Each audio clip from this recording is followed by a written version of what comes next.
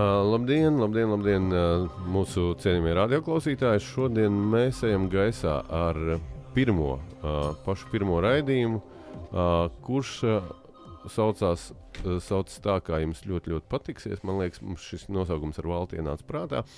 Un nosaukums šim raidījumam ir Karma kafē. Tā ir tava kafejnīca, kurā tu vari uzzināt tās zināšanas par kosmozofiju, kosmiskajiem dabas likumiem, kuras iespējams tev var palīdzēt kļūt laimīgam, palīdzēt sakārtot savu dzīvi un saprast, kāpēc vispār šī dzīve tāda ir. Ja, protams, tu to gribi saprast. Un mans kolēģis ir Valdis Dalmiņš, cilvēks, kurš ar radio nodarbojās kopš skolas laikiem. bet nebija pēdējā reize skolas gados, ja nemaldos, man bija gadi 12. Tev bija 12 gadi? Jā. Man kādreiz bija arī 12. Tev bija 12. Un tad mums varētu būt tāda dziesma, kad mums vairs nav 12. Mēs taisām šoreiz Karma kafē. Bet, Valti, kā tev liekas, ja, piemēram, mēs tagad pafantazējam mazliet, kas šis varētu būt, par ko šis raidījums, par ko tu gribētu, lai ir šis raidījums? Tu zini, man ir, godīgi sakot, vienkārši apnicis uz ielas skatīties uz tik ārprātīgi nelaimīgiem cilvēkiem, kuriem visiem uz sejas ir rakstīts, dzīve paiet garām. Tu satiec 16-gadīgu meiteni, kura domā, ka dzīve paiet garām. Tu satiec 60-gadīgu cilvēku, kuram dzīve paiet garām. Un tad tu vienu brīdi sāc satikt cilvēkus, kuriem ir varbūt tāda vispār pieņemtas vērtīgas lietas. Dakteri ir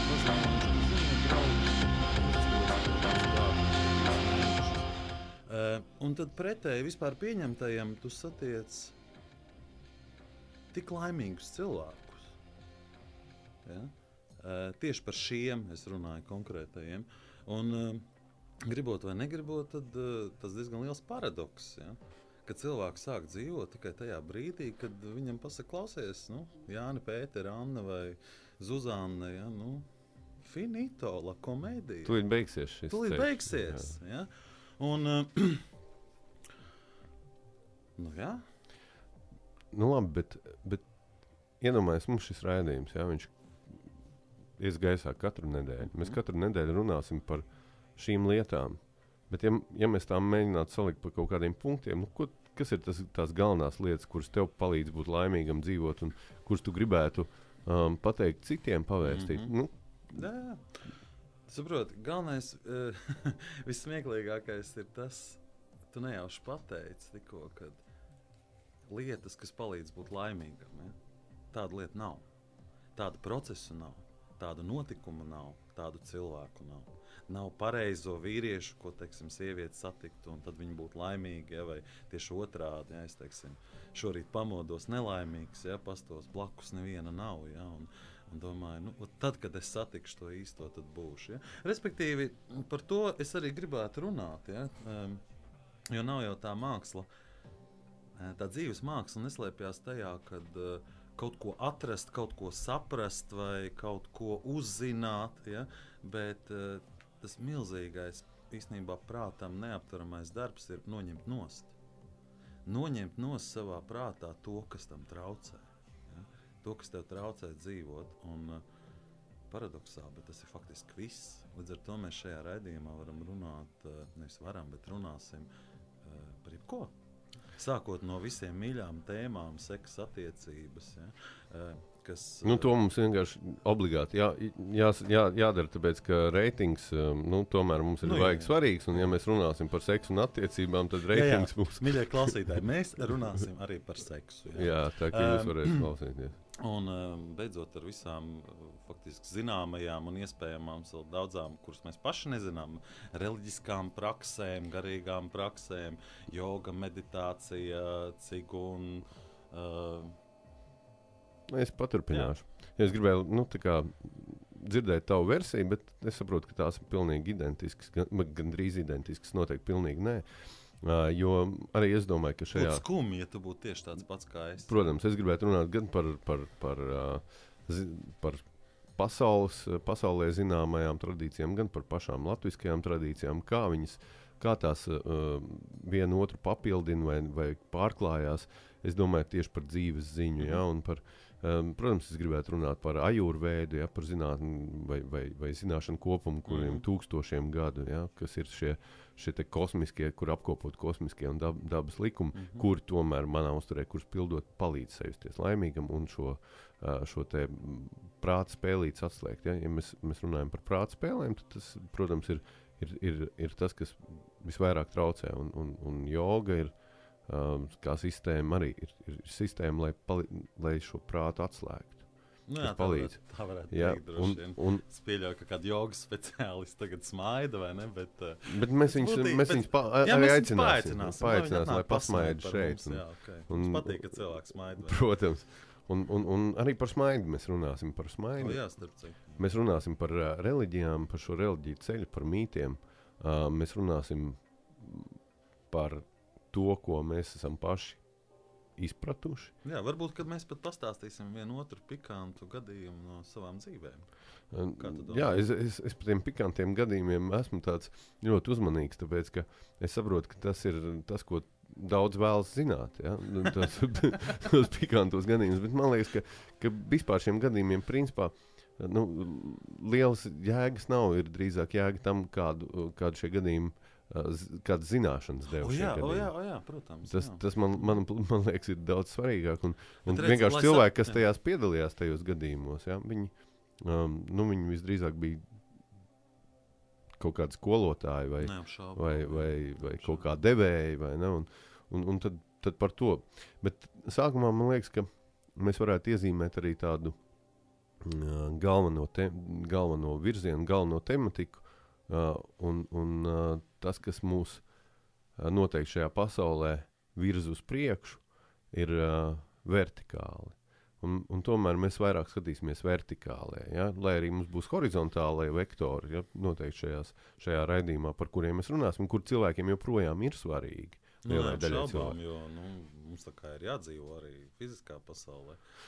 Vienkārši tā ir viens tāds interesants fenomens. Ja cilvēka prātam patīk pārspīlēt, viņš mētājās no vienas galējības otrā. Ja viņš ir absolūti materiālists, tad viņš pēkšņi aiziet uz 3 jogas nodarbībām, ja, un kļūst šausmīgi garīgs. Ja, un tas parasti saku, un tad viņi noliedz materiālo. Ja, un, protams, tam viss pierādījumi tajā brīdī it kā ir, vai ne? Un tas parasti man patīk tas joks, ja, tad izģērbies kails un izmet visu ārā un ej uz mājām.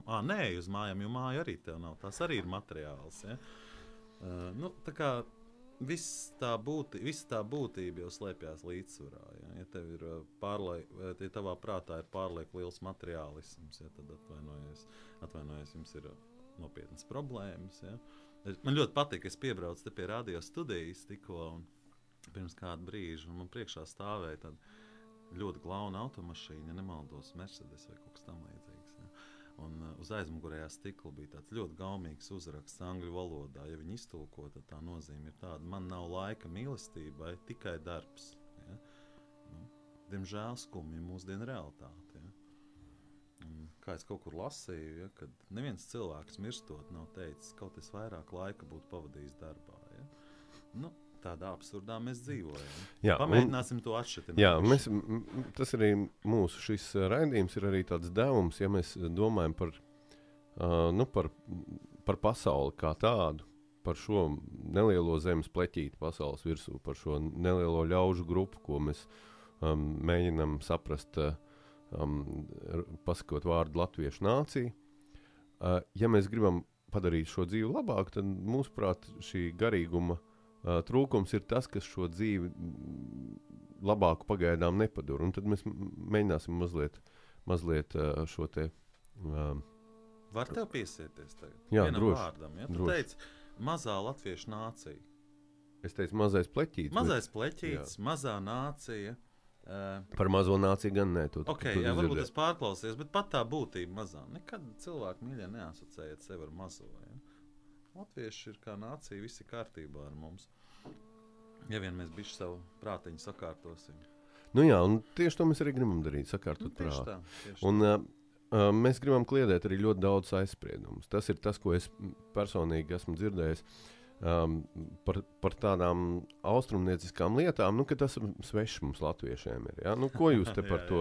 Ja? Tad ir viens, tas nav latviešiem, tas ir tur Indija, mēs esam latvieši, mums ir jābūt vai nu tur kristiešiem, vai mums ir jābūt tur dievturiem, vai mums ir savas dainas, mums nav ko tur skatīties. Ko tu par to domā, par šo mītu? Tas viennozīmīgi ir mīts. Ja? Par kristiešiem es neizteikšos, lai viņi dzīvo savu dzīvi, un man nav nekas ne par, ne pret viņiem.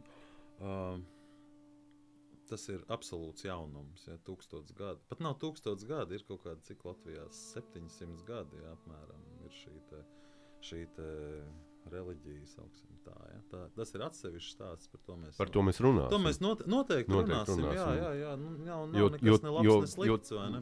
Bet tur ir jāsaprot uzreiz, es gribu mazliet iejaukties tagad, ka principā tas var daudziem nepatikt, bet mēs neesam par vai pret kādu. Mums ir soģis mūsu sirdsapziņa, bet mēs runāsim par faktiem visvairāk. Tieši tā. Un fakts ir viennozīmīgi, ka visvairāk producētais mīts pasaulē, ir mīts par Jēzu Kristu kā Dievu.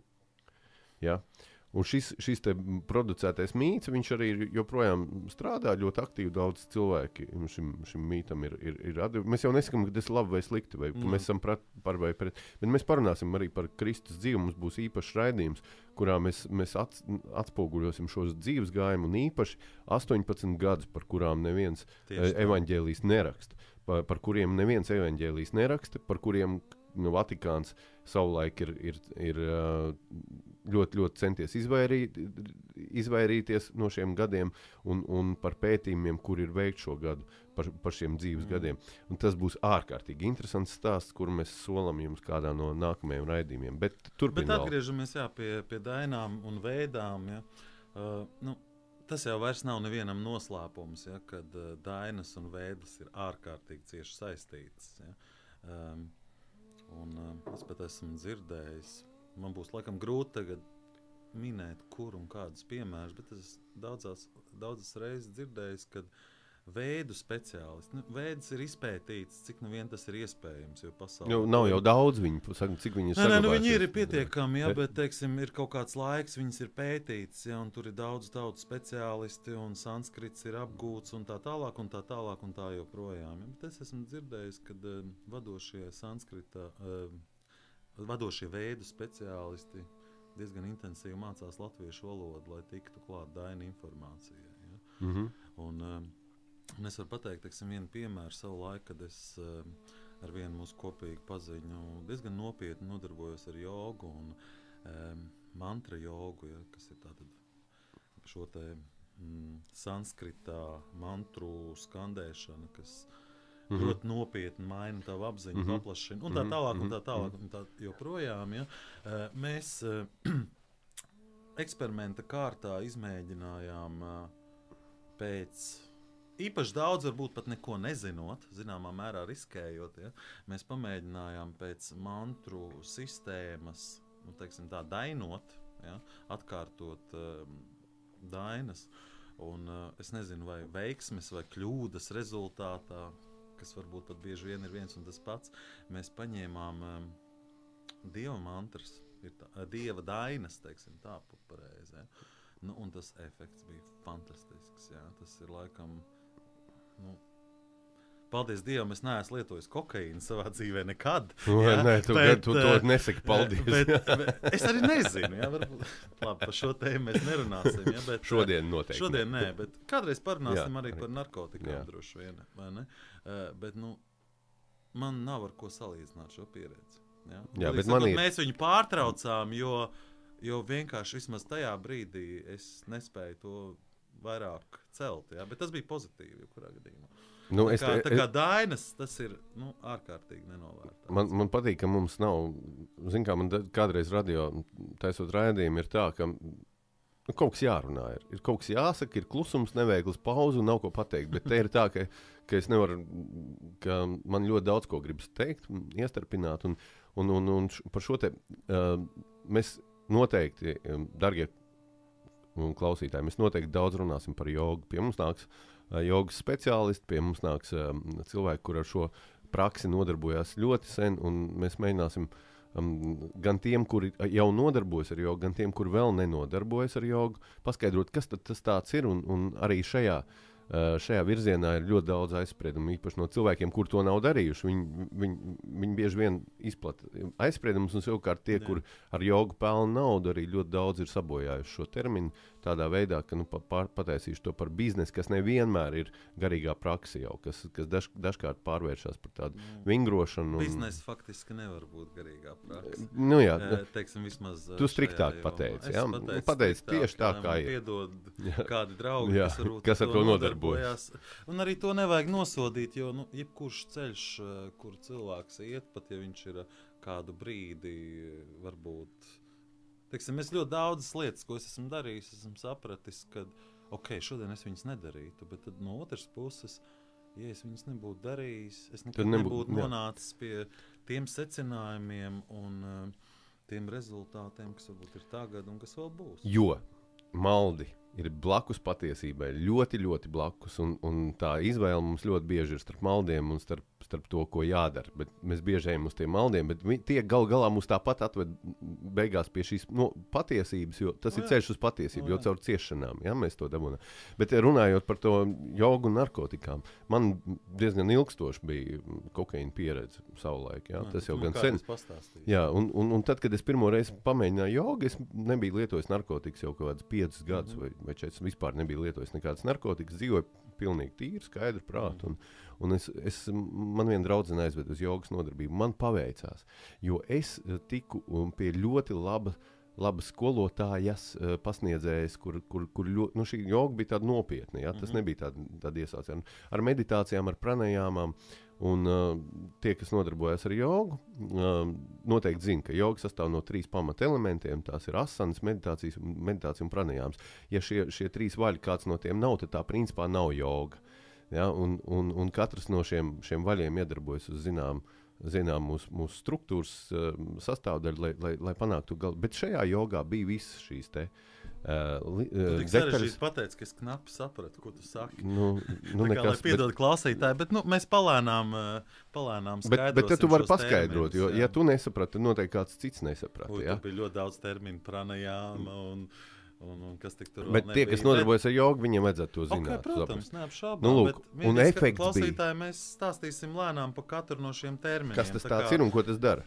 Tā kā, ja šī brīdī kaut kas ir nesaprotams, tāpēc mēs šeit esam. Jā, brīnišķīgi, Valdi, ka mēs esam divatā un ka mēs viens otru varam papildināt un labot, ja vajag.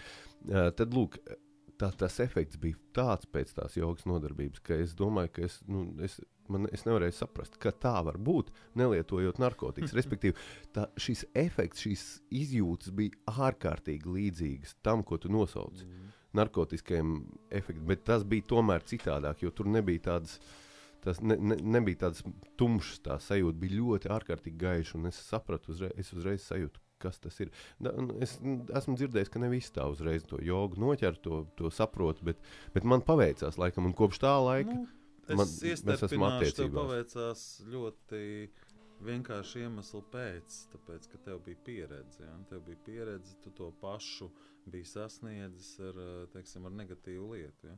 Ar negatīvu, un mēs dzīvojam pasaulē, kur gan ar negatīvu lietu, respektīvi sevi iznīcinot, kas šajā gadījumā ir narkotikas, var iegūt līdzīgu pieredzi. Ja?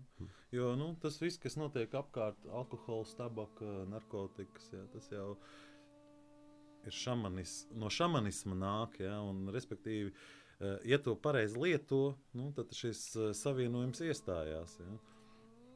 Bet nekādā ziņā es to neiesaku mēģināt, bet vienkārši, ja liktenis ir bijis lēms, ka tu tajā zaņķī esi bijis, kaut kāda prāta pieredze ir bijusi, neizprotot pilnīgi, kas tas ir. Vai ne? Un citiem, tāpēc joga var būt lēnāk, bet nav jau arī jātiecās uz ātru rezultātu.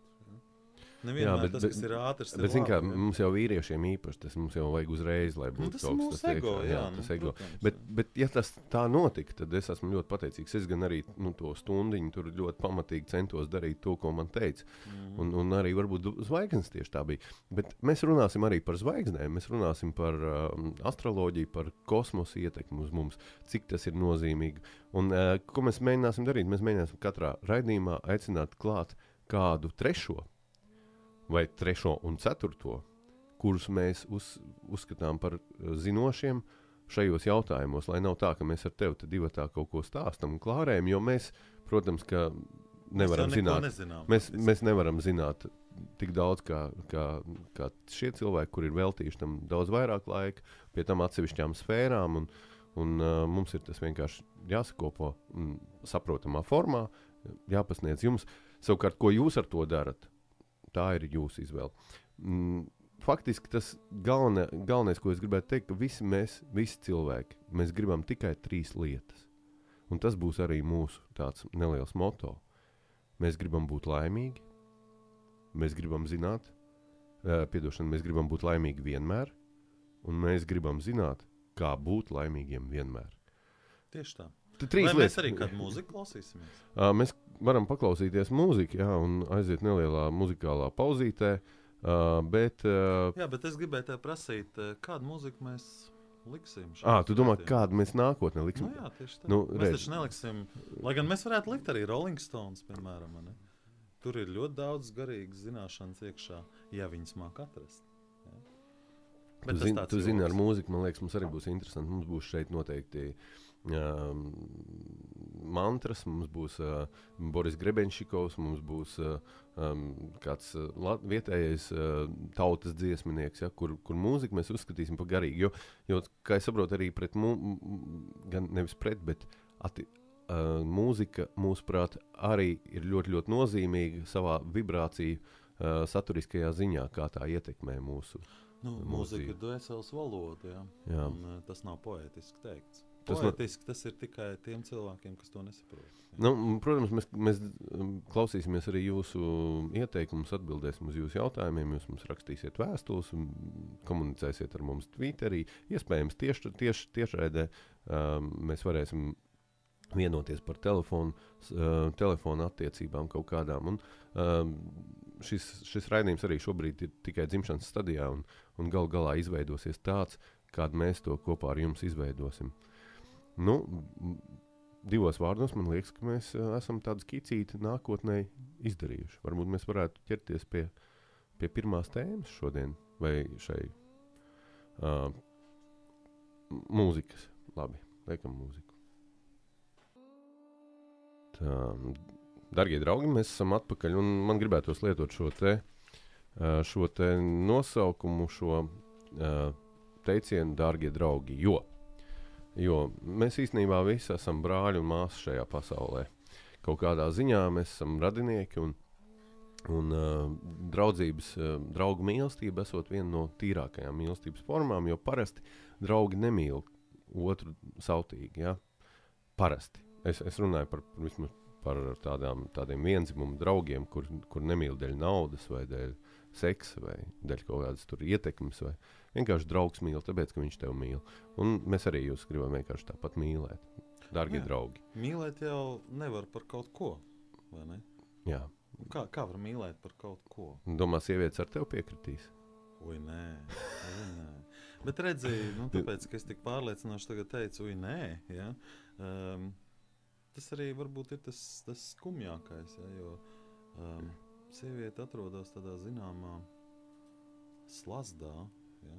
No vienas puses viņai ir noteikti sabiedrības uzlikti mērķi, kas viņai ir jāīsteno dzīvē, ja? Kas visu laiku sēž. Ja? Mēs visi esam dzirdējuši par bioloģisko pulksteni, ja? Kas tur vienu brīdi sāk baigi tikšķēt. Ja? Un tad pašā laikā, kur zemapziņā viņi saprot, ka jāmīl, taču ir tāpat bez nosacījumu mīlestību un tā ļoti populāri tagad sociālajos tīklos viss tur stāsta, cik ļoti es bez nosacījumiem mīlu, vai ne? Un Un tad es pāris reizes pamēģināju piezvanīt un teikt, klausies, nu, iedzeram tikai tēju, jo vairāk naudas nav. Nu, es šodien nevaru un tā tālāk. Un tā tas viss arī beidzās, vai ne? Bet, vai arī man, teiksim, savu laiku ļoti patika, vai ne, tur paņemt kaut kādu no tēva vecāku tādu bišķiņu apdaudzīt bembītu un aizbraukt uz randiņu, vai ne? Ja, bet šis strādā, vai ne? Nu, tas teiksim, mēs no strādā, savas pieredzes zinām, ka tas, sievietes pievērš uzmanību tādām lietām. Kāds mums ir auto, kā mēs esam apģērbušies. Un arī tas nav slikti. Jo kaut kādā brīdī es arī sapratu, es domāju, viņai taču tikai nauda interesē. Nē, es viņai bez naudas neesmu vajadzīgs. Tikai kaut kādā brīdī, pavisam nesen, es sapratu, ka tomēr ir tā, ka šīs sieviešu mīlestība, sievietes mīlestība šahtī, tā ir ļoti, ļoti, ļoti saistīta ar to, cik materiāli es esmu nodrošināts un cik daudz es viņai dodu tieši šajā naudiskā līmenī. Viņa mīlestība, protams, kurai jāaiziet cauri, bet pamēģināsim nokļūt pašā sākumā. Ja, teiksim, es domāju, ka lielākajai daļai cilvēku ir vismaz nojauta par to, kas ir cilvēks, kas cilvēks nav, ka cilvēks nav tikai ķermenis. Ja? Neiedziļināsimies šajā jautājumā, bet tagad paskatīsimies bišķiņ pirms cilvēka dzimšanas. Ja? Ir dažādi mīti un dažādi pētījumi, arī tajos neiedziļināsimies vismaz šajā brīdī. Teiksim, dvēsele sēž tagad kaut kur savā pirms dzimšanas stadijā, ja? Un tagad skatās, dzimt vīriešu vai sievietes ķermenī. Dvēsele ir kaut kāda konkrēta uzdevuma, kas viņai ir jāiemācās dzīves skolas laikā. Ja? Un tad, kad dvēsele pieņem lēmumu piedzimt sievietes ķermenī, tur ir, protams, ļoti daudz nianses, bet tas pirmais un galvenais uzdevums, kad dvēsele nāk mācīties mīlēt. Ieklausieties vārdu salikumā mācīties mīlēt. Ja? Sieviete ir gatava attiecībām vienmēr. Un tajā pašā laikā, lai attiecības spētu eksistēt, tajās ir jābūt mīlestībai. Fiziskajā prāta pasaulē eksistē, ja nemaldos, 20,000 mīlestības definīcijas, no kurām analizējot jebkura ir šķērsām. Ja? Un kas tad tā patiesā mīlestība, to mēs kādreiz parunāsim. Ja? Bet, respektīvi, sievietes dvēsele nāk mācīties mīlēt. Tāpēc negaidiet, ka viņi būs gatavi. Viņi vienmēr ir atbilstoši jums tajā brīdī, vai ne? Un jūs esat atbilstoši viņai. Vienalga, kā jūs tur ņematies un plēšaties un traukus daudzat un šķiraties un putinat viens otru ārā. Tā viss ir tikai rotaļi. Ja? Nebaidieties to piedzīvot. Jo mēs esam uz spoguļi. Jā, mēs atrodam savus spoguļus, spogulīšus. Un tas, kas vislabāk redzēt sevi, ir redzot to, kas ir blakus, vai tas ir draugs vai draudzene. Tieši tā. Zini, man likās, ka šī attiecība tēma, ka tā mums katrā raidījumā būs jāvelta kaut kāds viens blogs, tāds teiksim, blogs, kaut kāds 15 minūtes, kurā mēs varēsim runāt tieši par attiecībām, jo ir ļoti daudz, teiksim, elementāras lietas, kuras austrumos jau sen cilvēki zina, ir definējuši, un kuras, varbūt neizsauc kaut kādas tur jautājumus, jo skaidrs, ka vīrietim ir vīriešu vieta pasaulē un uzdevumi un uzbūve, un sieviete ir sievietes vieta, uzbūve un uzdevumi. Un tie nepārklājās praktiski. Faktiski nepārklājās. Katram ir citi, un savukārt tikai kopā mēs varam izveidot šo vienu, šo vienu veido kopā. Tad, lūk, katram... Es iestarpināšu tev tagad, es neatceros, no kurienes ir šī informācija, bet gadiem pētot, es esmu nonācis pie secinājuma, ka visticamāk tā varētu arī būt, ka dzīvē vispār ir tikai divas svarīgas lietas. Ja?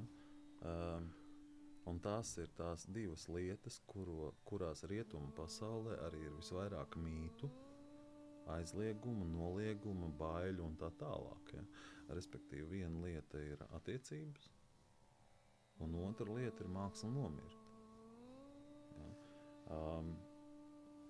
Es domāju, ka šajā brīdī viss tā baigi ieklausījās, ja? Un tās ir tiešām lietas, par kurām neviens neko nezina.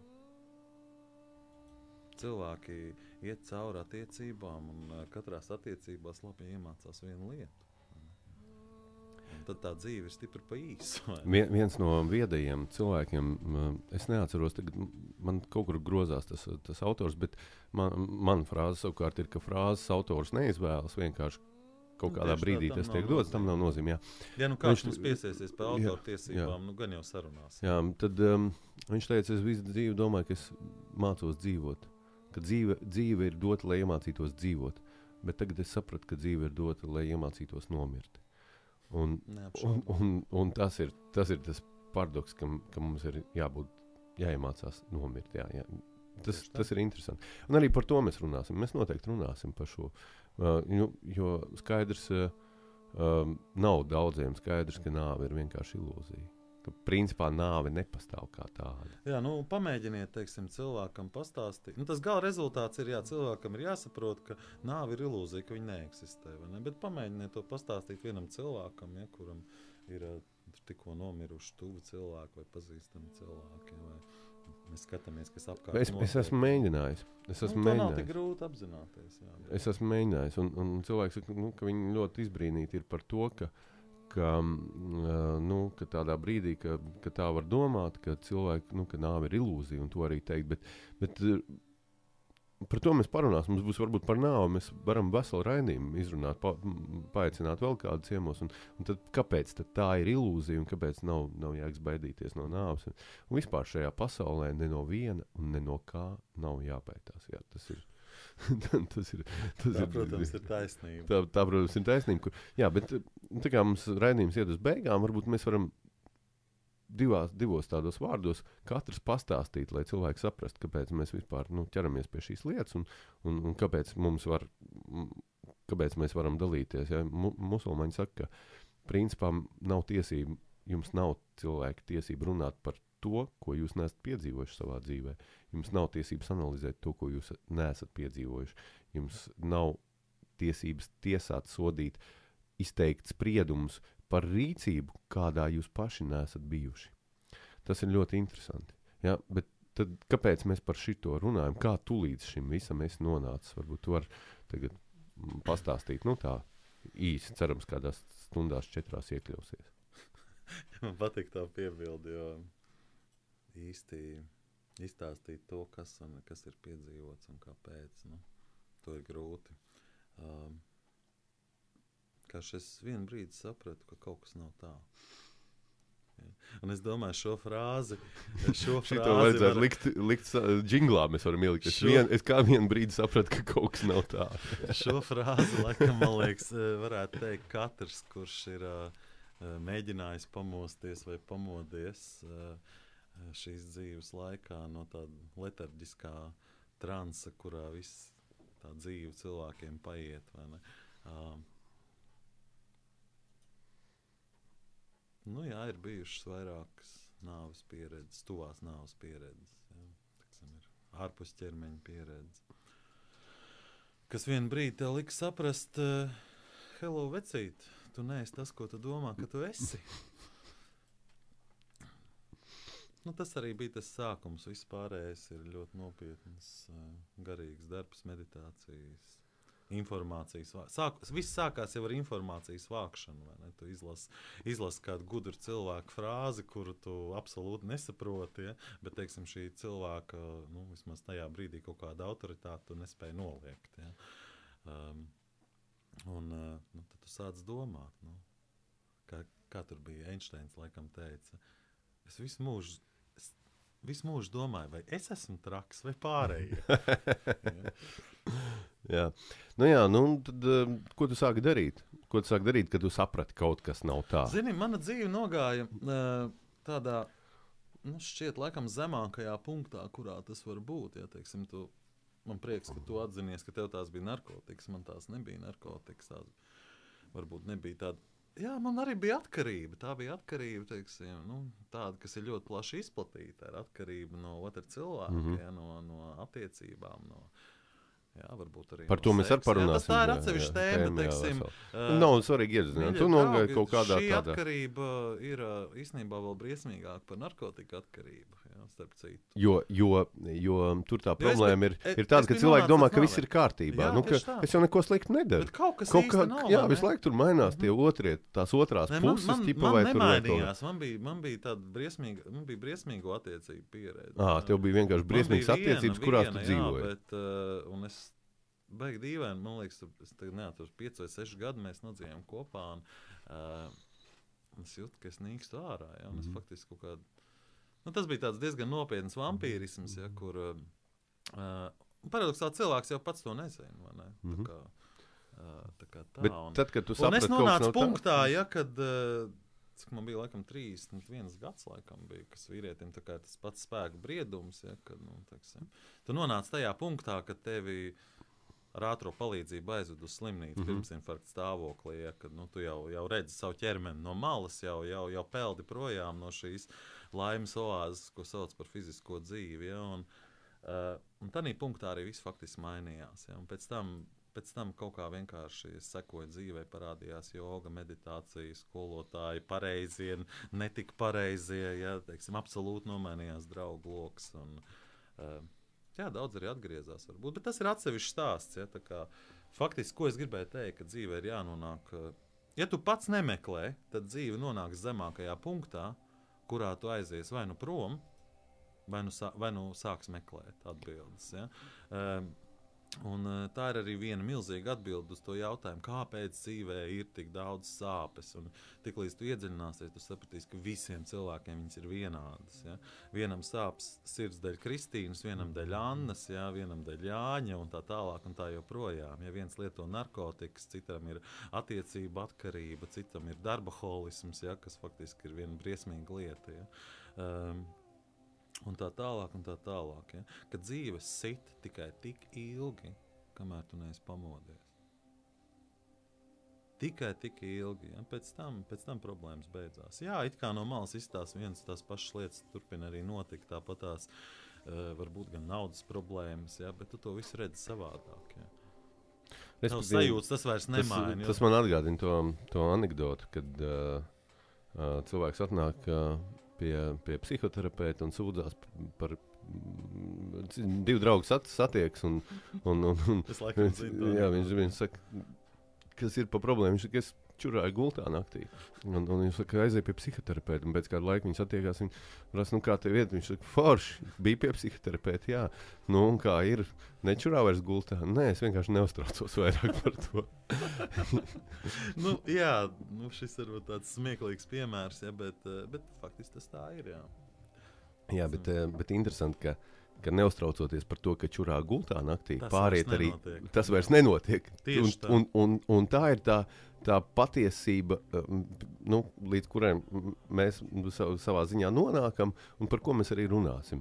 Labi, un tad tu sāki vienkārši nodarboties ar šīm garīgajām lietām, meklēt garīgos skolotājus, lasīt, kā es saprotu. Tas pat sākumā diezgan neapzināti notika. Vienkārši tu nonāci punktā, ka tev vairs nav kur tālāk iet. Ja? Aiz mums ir Maskava, ja? Un tu vairs tev nav kur atkāpties. Ja?